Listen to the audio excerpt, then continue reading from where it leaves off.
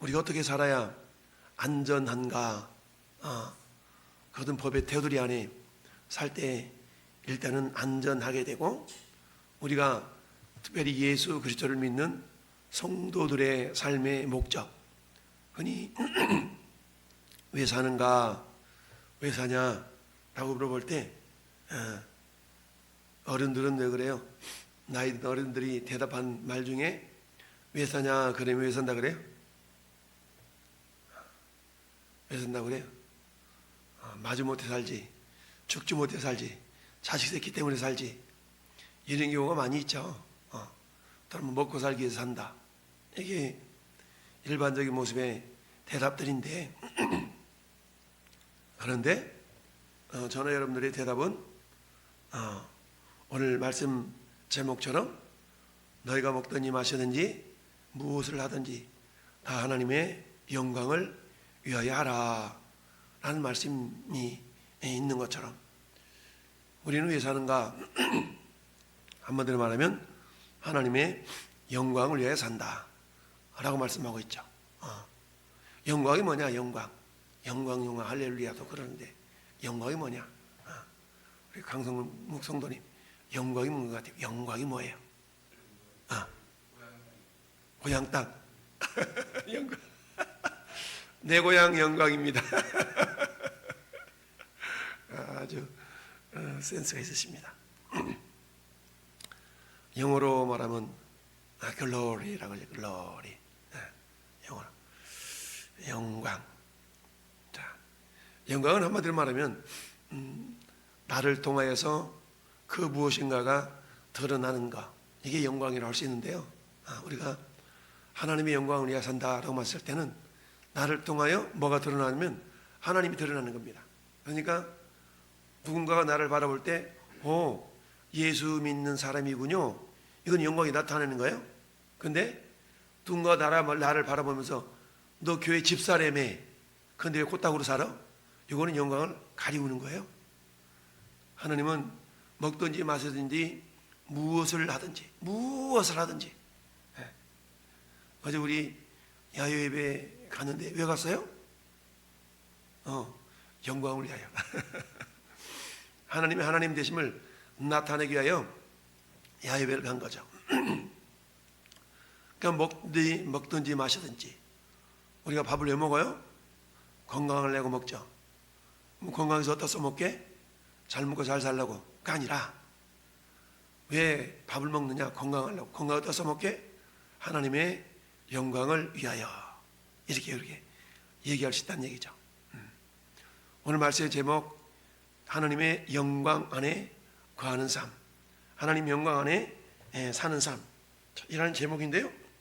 자, 우리가 하나님 안에 영광 안에 산다. 오늘 말씀에 1절, 어떤 병자가 있는데 이는 마르야와 그의 자매 마르다의 마을 베다니에 사는 나사로래요. 나사로. 이 당시에 나사로라는 이름이 흔했어요. 누가복음 16장에도 부자와 나사로 이야기 나오잖아요. 거기도 나사로 있잖아요. 나사로. 그럼 이 나사로가 그 나사로냐? 다른 나사로죠. 우리나라도 동명이인이 많잖아요. 동명이인. 그래서 동명이인이 많은데, 그러니까 이 나사로인데 어떤 나사로냐? 구체적으로 얘기를 해야만이 그 나사로하고 이 나사로하고 다르구나. 그래서 아버지가 누구고 형제간이 누구고 고향이 어디고 이렇게 밝히는 거예요. 그래서 오늘 나사로라는 이름은 하나님이 도우신다, 하나님의 도움이라는 그런 의미가 있거든요. 이 나사로가 병들었어. 근데 이 병이 보통 병이 아니라 죽을 병인 것 같았어요. 그러다 보니까 이 누이들이 예수님한테 사람을 보내가지고 뭐라고 얘기하냐? 주여 보시옵소서, 사랑하시는 자가 병들었나이다. 사랑하는 자가 병들었대. 근데 여기서 사랑이라는 단어, 우리 보통 성경에 사랑이라는 단어는 세 가지로 표현돼요. 헬라어로 첫째는 아가페, 둘째는 에로스, 셋째는 필리에, 이런 사랑을 말하대요. 그래서 이 사랑, 여기 본문의 3절에 보시옵소서 사랑하시는 이가 병들었나이다 할 때 이 사랑은 필레오라는 빌리에 그러는데, 이 사랑은 친구들 간의 우정 어린 모습을 표현할 때 필레오의 사랑이다 라고 표현합니다. 그러면 지금 이 누이들이 나사로를 예수님한테 이렇게 얘기할 때, 예수님 사랑하는 자, 이럴 때는 예수님 당신의 친구 같은 자, 당신의 친구 같은 자가 병들었습니다 이 말이거든요 지금. 그랬더니 예수님이 말씀을 들으시고 뭐라고 그러냐, 이 병은 죽을 병이 아니다, 하나님의 영광을 위하며 하나님의 아들이 이로 말미암아 영광을 받게 하심이라. 영광이 뭐라 그랬죠? 영광은 드러내는 거예요. 드러내는 거. 그러니까 오늘 4절에 하나님의 영광을 위함이다. 그러면 하나님의 영광을 위한다는 얘기는 하나님의 하나님 되심이 나타나는 거예요. 나사로가 병든 사건을 통하여서 하나님은 하나님의 하나님 되심을 드러내고자 했다는 얘기예요. 두 번째, 하나님의 아들이 이로 말미암아 영광을 받게 하려 하십니다. 그러면 하나님의 아들 예수님이 영광을 받으신다라는 얘기는 뭘 의미하느냐, 유대인들은 예수님을 메시아로 인정하지 않았어요. 인정하는 사람이 있었긴 있었지만 그 인정함이 정치적인 메시아, 자기 육신의 욕심을 채워주는 메시아로 인정했던 거죠. 그런데 예수님은 정치적인 메시아로 이 땅에 오신 것이 아니라 죄와 허물로 죽었던 인간을 구원하시기 위한 영적인 메시아로 오신 것이죠. 만왕의 왕으로 오셨는데 이 사실을 유대인들은 받아들이기가 어려웠어요. 특별히 바리새인들은 그런 예수님을 어떠려고요? 죽이고자 하는 그런 모략까지 세우고 있었던 것이죠. 왜냐하면 예수님이 병자를 고치는데 안식일에 고쳐 놀라운 일을 행해, 이러다 보니까 이 양반이 분명 보통 사람은 아닌 것 같고, 세상 사람들은 예수님을 메시아로 쫓아가는데 그 메시아로 쫓는 모습이 정치적인 메시아, 그러니까 예수님에 대하여서 이 유대인들이 좋은 눈으로, 좋은 시선으로 바라보지를 못했던 겁니다. 저러다가는 우리보다 더 높아지는 거 아니야? 나는 그런 막 생각이 들었거든요.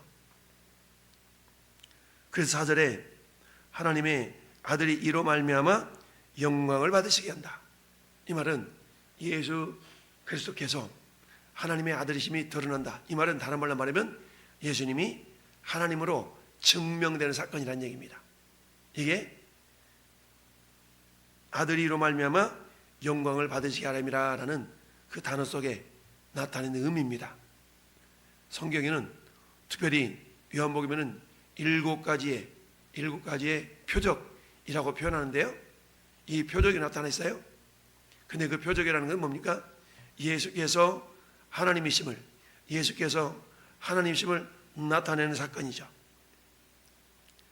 그 나타내는 사건인데 마지막 7번째 사건이 죽은 나사로를 살리는 사건이 7번째 표적입니다.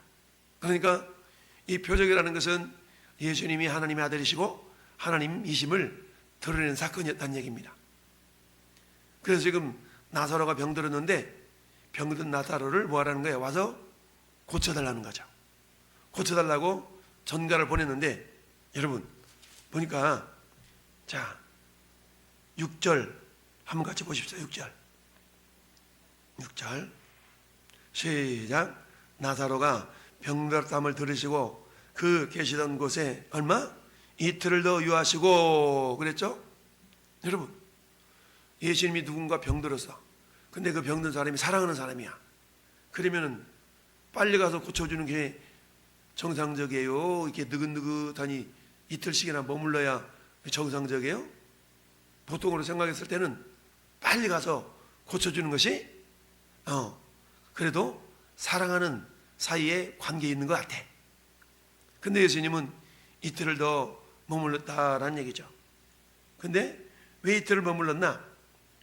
오늘 주님이 앞에 말씀하신 것처럼 이 병은 죽을 병이 아니라 하나님의 영광을 나타내게 합니다 라고 그랬죠? 여러분, 우리가 구장에서도 날 때부터 맹인된 사람의 사건을 가지고 이 사람이 맹인으로 태어난 것이 부모 잘못이래요, 본인 잘못이래요 이랬잖아요. 그때에 예수님이 뭐라고 그랬어요? 부모의 잘못도 아니고 이 사람의 죄도 아니라 하나님이 하시는 일을 나타내고자 하심이라. 이 말도 역시 마찬가지예요. 하나님이 하시는 일을 나타낸다는 얘기는 하나님의 영광을 나타내기 위해서 이 사람이 맹인으로 태어나는 걸 허락하셨다는 얘기입니다. 이와 마찬가지로 나사로가 죽을 병이 걸렸는데, 그랬는데 이 죽을 병 걸린 이 나사로를 빨리 가서 고쳐주지 않고 이틀이라도 머물렀어요. 근데 문제는 뭐예요?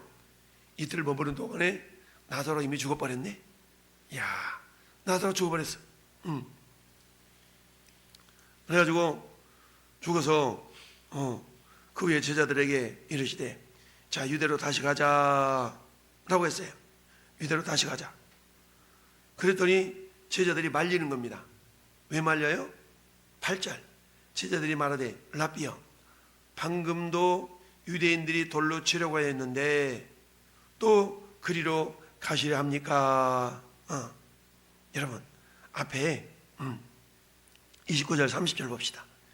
29절 30절 앞에 10장에 29절 30절 시작. 그들을 주신 내 아버지는 만물보다 크심에 아무도 아버지 손에서 빼앗을 수 없는지라. 나와 아버지는 하나니라 하신데 31절에 유대인들이 다시 돌을 들어 치리하거늘.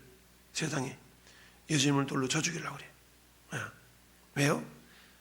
아버지를 자기 하나님을 자기 아버지라고 그랬다고. 하나님을 자기 아버지라고 했다고 막 돌로 쳐 죽이려고 그래. 그러니까 지금 제자들이, 아니 지금 유대 땅에서 저 유대인들이 예수님을 돌로 치려고 그랬는데 다시 가려고 그래요. 왜? 지금 말리고 있는 거예요? 그래서 예수님이 9절에 대답하시되, 야, 낮이 12시간이 아니냐? 사람이 낮에 다니면 이 세상의 빛을 보므로 실족하지 아니하고 밤에 다니면 그 빛이 그 사람 안에 없는 고로 실족한다. 이건 비유적으로 하신 말씀이지만 실제적으로도 맞는 말이죠. 햇빛이 쨍쨍 내릴 때는, 햇볕이 있는 낮에는 어때요? 우리가 시야가 넓기 때문에 아무래도 좀 안전하죠. 근데 밤에는 빛이 사라지니까, 태양이 지워버리니까 어때요? 시야가 좁아져 가지고 어둠 때문에 시야가 좁아져서 위험할 수가 있는 거죠. 이게 첫 번째 모습. 두 번째는 예수님이 요한복음 8장 32절에 8장 12절에 내가 세상의 빛이다. 9장 5절에도 내가 세상의 빛이다. 나는 선한 목자다. 이런 말씀들을 막 하셨잖아요. 그러니까 예수님이 생명의 빛이니까 그 생명의 빛인 주님과 함께 이렇게 다닐 때는 뭐와 똑같아? 마치 낮에 다니는 것과 똑같은 거예요. 그러니까 낮에 다니면, 이 말은 예수님과 동행하면 이런 뜻이에요. 예수님과 동행하면 이 세상의 빛을 보므로 실족하지 아니하고, 밤에 다니면 빛이 그 사람 어디에 없다고요? 그 사람 안에 없대. 빛은 밖에서 이렇게 비추기 때문에 빛이 밖에 있어야 되는데 그게 아니고 10절에 뭐라고 그래요? 밤에 다니면 빛이 그 사람 안에 없으므로, 이 말이에요. 밤에 다닌다는 얘기는 예수님과 동행하지 않는다는 얘기죠. 밤에 다닌다는 얘기는 예수님을 믿지 않는 상태로 산다는 얘기죠. 그러니까 빛이 그 사람 안에 없어요. 근데 우리는 어때요? 그 빛이 우리 안에 있죠? 왜 빛이 우리 안에 있습니까? 우리는 그 빛을 영접했기 때문에. 요한복음 1장 12절에 영접하는 자 곧 그 이름을 믿는 자들에게는, 근데 그 빛이 예수님이잖아요. 그래서 우리 안에는 뭐가 있어요? 생명의 빛이 있습니다. 그래서 그 빛이 우리 안에 있기 때문에 밤에 다닌다라는 얘기는 예수님을 믿지 않고 다닌다는 얘기고, 낮에 다닌다는 얘기는 예수님과 동행한다는 얘기예요. 따라서 이 말씀을 하신 후에 또 이르시되, 우리 친구 나사로가 잠들었도다. 그러나 내가 깨우러 가노라. 여러분 여기서 친구라는 단어가 나오잖아요. 앞에 3절에 사랑하시는 자가 병들었나이다. 이 사랑이라는 단어가 나오죠. 이 사랑은 필레오라는 사랑, 필레오. 이것은 아가페, 에로스, 필레오. 이 세 가지 사랑의 단어가 나오는데 이 필레오는 친구들 간의 사랑을 나타내요. 친구들 간에. 이 필레오는 어디서 온 단어냐면 오늘 같이 본 11절에 우리 친구 나사로가 잠들었다 할 때 친구라는 단어가 한번 따라해 볼까요? 필로스. 필로스라는 단어에서 필레오라는 단어가 왔어요. 그래서 필로스는 친구고 필레오는 친구들 간의 우정, 사랑, 이걸 나타내는 거예요. 그러니까 지금 마리아와 마르다는 나사로와 예수님의 관계가 마치 친구와도 같은 관계다라는 걸 알았어요. 그러니까 사랑하는 자가 병들었나이다 라고 했을 때 이 사랑이라는 단어를 아가페로 쓰지 않고 필레오라는 단어를 썼다는 거예요. 이것은 예수님이 11절에 우리 친구 나사로가, 그 예수님도 그만큼 나사로를 친구처럼 친밀하게 지냈다는 얘기입니다. 그래서 깨우러 가노라 그랬더니 잠들었다. 깨우러 가자 그랬더니 제자들이 에이 잠들었으면 뭐 이제 일어나는 거 아니겠어요? 이렇게 얘기하니까 예수님이 아니야 실제적으로 죽은 거야. 그렇지만 그 죽음을 내가 살릴 거니까 잠들었다고 표현하는 거야. 이렇게 주님 말씀하신 겁니다. 그러면서 내가 거기 있지 않은 걸 너희를 위하여 기뻐하노니 이는 너희로 믿게 하려 함이라. 뭘 믿어요? 예수님이 메시아이신 것을 믿게 하려고 그렇다는 얘기죠. 그러더니 디도모라고 하는 도마라는 뜻은 쌍둥이라는 뜻. 쌍둥이. 도마는 주님 나 주님 못 믿게 해서 부활 못 믿게 해서 했던 데가 도마잖아요. 근데 도마가 뭐라고 말하냐, 우리도 주와 함께 죽으러 가자. 제자들은 유대 땅으로 가면 지금 곤란을 겪을 건데 또 갈라 그러세요 라고 말리는데 제자 중에 도마는 어때요? 의협심이 있었어. 의협심이 있어가지고 무슨 소리야, 주님이 가자고 그러니까 우리 같이 가, 그냥 까지고 죽을 거면 죽어버리면 되잖아. 이렇게 의협심 있게 말하고 있는 겁니다. 자, 그렇습니다. 우리 주님은요 모든 상황을 다 알고 계셔요. 단지 우리 주님은 우리의 기대만큼 주님이 따라주는 게 아니라 주님의 때에 우리 기대를 맞춰드려야 돼요. 여러분 어제 야외배 때 일어나 함께 가자 생각나죠? 그렇죠? 일어나야 돼. 어디에서 일어나야 된다고 그랬어요? 강성무 성도님 어디에서 일어나야 된다고 그랬어? 일어나자, 함께 가자. 첫째, 낙심의 자리, 절망의 자리 생각나요? 거기 일어나라. 두 번째, 실현의 자리에서 일어나라는 얘기죠. 왜? 내가 수고했고 헌신했는데 내 뜻대로 뭔가 안 이루어져. 근데 주님은 반드시 뭐라고 그래요? 선을 행하되 낙심하지 말아라. 때가 이르면 거둔다. 근데 우리는 그 때를, 기준을 나를 잡으려고 그래. 근데 주님은 주님의 때, 주님이 기준이 돼야 된다는 얘기죠. 그러니까 주님이 이루실 때까지 우리는 어때? 하나님을 절대적으로 신뢰하고 겸손하게 순종하며 나아가야 된다는 얘기죠. 이게 오늘 전 여러분들에게 하시는 말씀입니다.